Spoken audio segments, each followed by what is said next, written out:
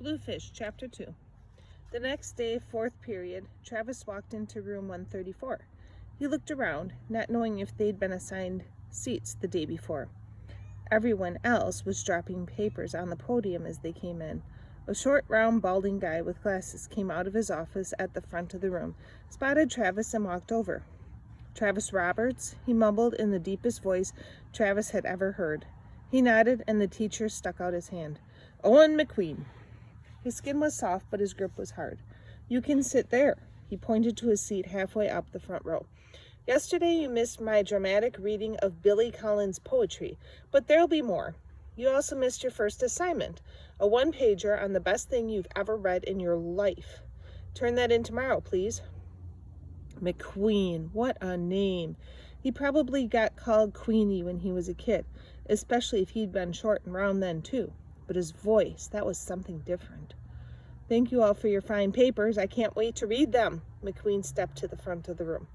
"I'm supposed to teach you how to take the standardized reading test so you won't be the child left behind. But because I'm subversive," he turned and wrote the word on the board as he talked. "Look it up if you don't know what it means, and it will be on the vocabulary test next week. I'm actually going to try to teach you a passion for the written word. Emily Fraser, roll your eyes again in my classroom, and severe castigation will be the inexorable result."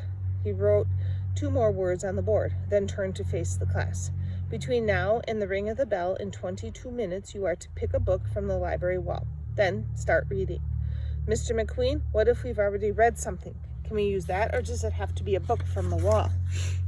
It was the no-shoe kid sitting up in the front corner. He was either a grade skipper or a really, really little 8th grader. "Excellent question, Bradley Whistler. You may read any piece of literature." "Define literature," called a girl behind Travis. "I'll tell you what, Rachel, you define literature.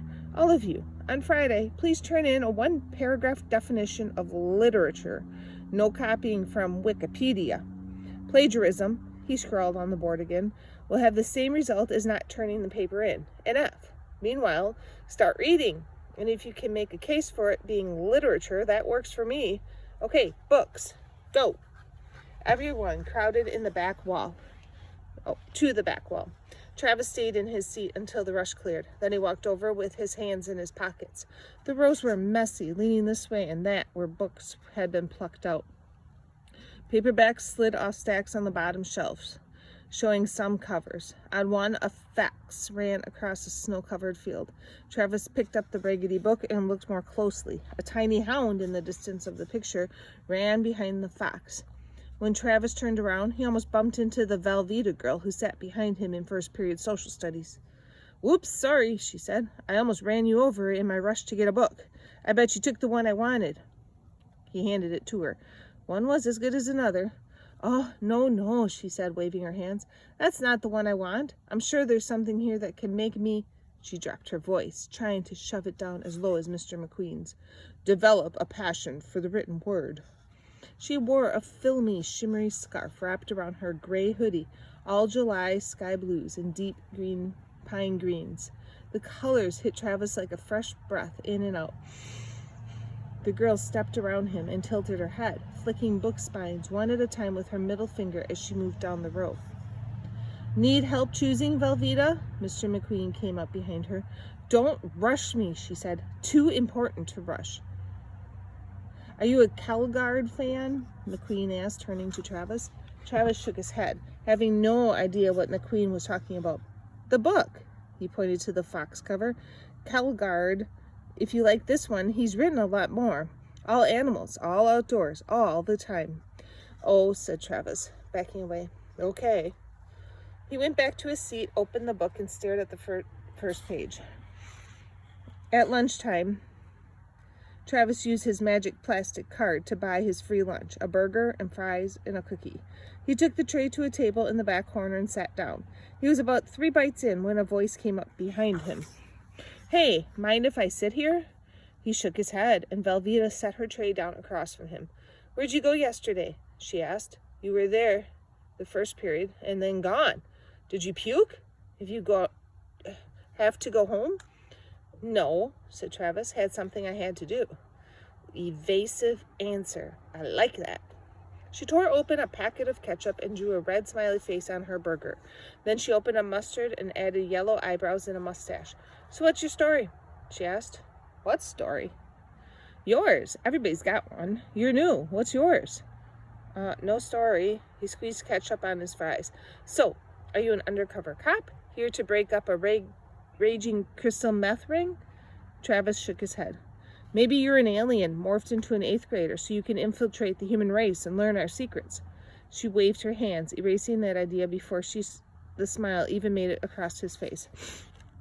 "No, wait, I've got it. You're a super big brain like Matt Damon in Good Will Hunting, a secret math genius, right? That's why you don't say anything, because smart math formulas would pour out and they would ship you off to work for the government, right?" "Nope." The smile feeling dipped back under. "Okay, I give up. What are you?" The old 3rd grade picture of the Bluefish popped into Travis's mind, standing beneath the swimming 1 fish, 2 fish, and red fish, just hanging around, leaning on an ocean wave, smiling because it was too stupid to know it was stupid. "Nothing," he said. "Well then, where are you from? Have you ever seen Old Yeller? No? It's very old Disney, a classic about a Travis who lives in Texas. Are you from Texas?" "No, Salisbury." He finished off his burger. "Salisbury, Wisconsin? Seriously? Okay, I get it. That's the cover story because it's so boring no one will question it, moving from one crappy little town to another. You going to eat that cookie?" She reached across to Travis's tray and took his cookie and held it up in the air. A hostage. "Hey! Straw is cheaper, grass is free. Buy a farm and you can have all 3. Come on, tell me something. 1 clue and I'll give it back." But it's my cookie." She looked at the cookie in her hand, then back at him. "You're right," she said. "Why trust me with your checkered past? I am a cookie thief. Doesn't exactly inspire confidence, does it?" She handed the cookie over. "This school makes the best cookies. It made me lose mine for a minute. Sorry, I just wanted to make sure you didn't throw it in the trash. That would be a travesty." "Ha! Travesty. Travis." As she picked up her tray to leave, he broke the cookie in 2. "Here," he said, "you can have half." She looked directly into his eyes, like she was reading whatever was written on the back wall of his brain. "Thank you, Travis Roberts, Mr. Undercover Alien Genius Cop Man," she said. "I think I like you." She took the cookie half and walked away, her black and gray camel pants sagging and dragging on the floor behind her.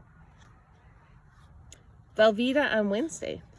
Remember how you said there's only 2 stories? Someone goes on a trip or a stranger comes to town?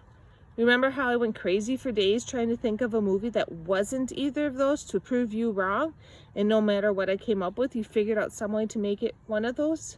There's a stranger in town, and if you were here asking me how was school and pushing for details every day like you used to, I'd be telling you about him. But you're not here. It's 2.5 weeks now of you being more not here every day. This is morbid writing to you. Like what? I'm going to put it in an envelope and write Kelvin Whalen, dead in heaven, and stick it in the mail? Like writing letters to Santa Claus?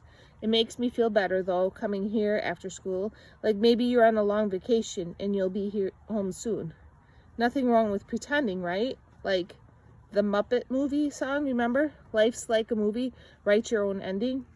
Because I gotta say, I don't like the way this movie is going lately. We need a better writer.